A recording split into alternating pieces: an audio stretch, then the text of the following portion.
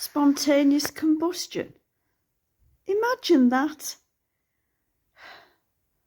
All that'd be left of me would be a singe on the sofa and some rendered fat. Their faces. The guilt. That would teach them for not visiting me much.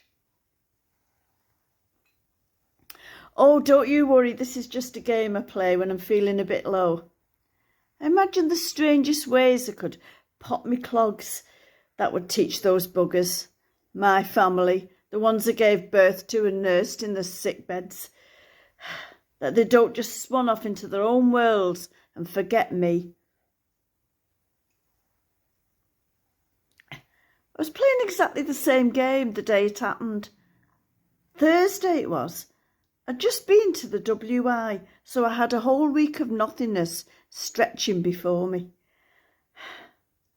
I was about to turn on the TV to watch Doctors. It's the only way you get to see one these days. When I heard a smash from the kitchen, a window breaking, and I'd only just had them cleaned the week before. £25 it cost me. Well, I was a bit shocked, and I was hardly out of my chair when this streak of black came charging into my front room. Oh. Waving a crowbar in the air in a vain attempt to look menacing. He just looked like he was swatting flies. He was a tall, skinny lad, dressed all in black with a balaclava on his head. He was sweating, as it wasn't the right attire for summer. Bits of broken glass were falling off him onto my Persian rug. "Hand over your credit cards," he shouted in rather a nasal voice. I'm guessing he had sinus trouble. Was I frightened? Did I think, here's my chance to die in a terrible way, to upset the kids and the neighbourhood for that matter? No, of course not. I taught boys like him.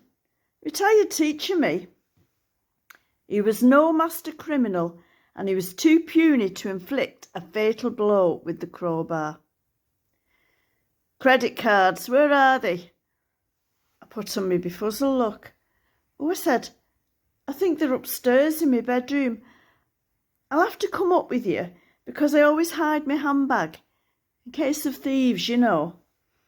I held my arm out, indicating I needed helping up, and the soft lad obliged. I hobbled over to the stair lift and I put it on the slowest setting. I began to glide majestically, like a swan from Swan Lake. I was tempted to do the arm movements, but I didn't want to wind him up too much. During my slow motion ascent, I asked him, "So how much do you get these days for breaking and entering?" "Depends on your previous," he grunted. "What's your previous then?" "Nothing much, a bit of shoplifting in my teens. We were all doing it. I bet your mum was so proud of you," I pressed. "Leave my mum out of it." I'd touched a nerve. I had time to give him a good once-over. I guessed he had a job because he was wearing black suit trousers and black leather shoes. He can't have been married, as his shoes were scuffed, and no woman would let her man out looking like he did. I concluded that he probably lived with his mum, or mum had just died. I wasn't quite sure. At the top of the stairs, he helped me out of this chair again.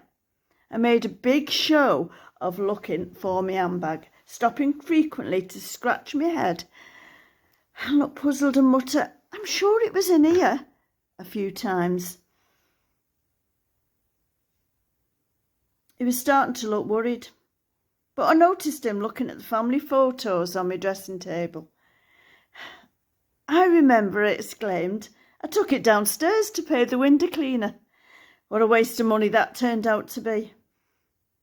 The lad went bright red, in the bits where I could see him. I'm not sure if it was anger or embarrassment. I tottered back to the stair lift and put it on a faster speed. To be honest, I felt a bit sorry for him.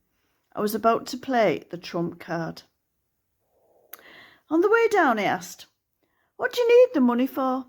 I know you have a job." How do you know that? I raised my eyebrows, but I didn't answer. He must have thought I knew where he worked. Seen him even. Supermarket, I'm guessing. We reached the kitchen and I saw the 2 panes broken in the back door. I gasped loudly and looked as if I was about to faint. I'll have to ask Jim from next door to board it up, and he's only got 1 arm, you know. What about your children? Can't they help? I told him about Julie trying for a baby, but needing IVF because her husband's swimmers needed armbands. And Alex, my youngest, the computer geek, who spends the weekends train spotting. And then Ed, who works for the BBC, occasionally drops in with his boyfriend when they're touring with Question Time and passing nearby. I then said how my husband left on the day our last child left for good. No help for me and no chance of grandchildren by the looks of things. He looked flustered, but shouted, "Credit cards." I pulled my purse out of my bag and handed him over. "Do you need me PIN numbers?" He narrowed his eyes. "You'll give me the wrong ones and call the police when I've gone." "You could tie me to this chair," I said, "and come back if I've given you the wrong ones. I could be back and forth all day." I suggested he could take me with him, but pointed out that a balaclava in the summer outside Tesco's would raise alarm. He realised he'd have to take it off and that I'd see his face. "You know, I'm good at memorising number plates, so the police would soon find your car." His embarrassed state worsened when he whispered, "I came on the bus."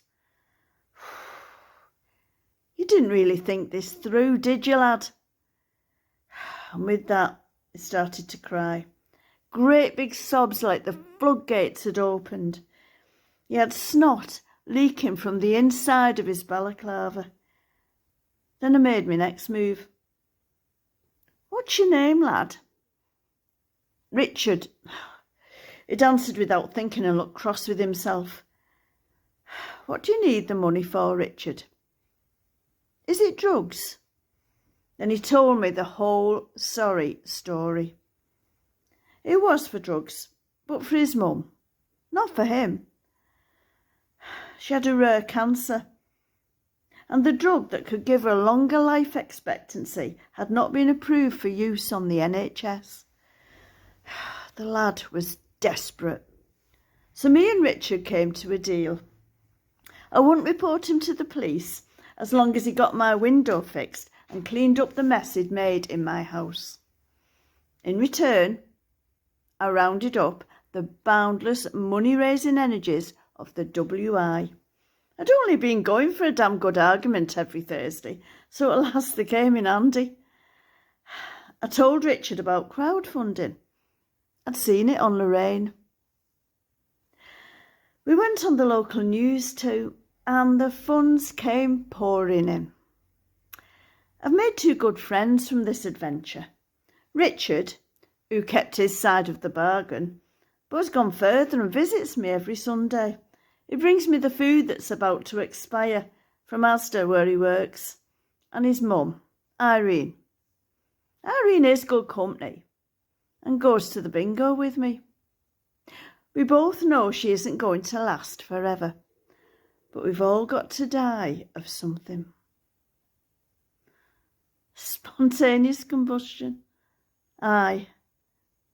What a way to go.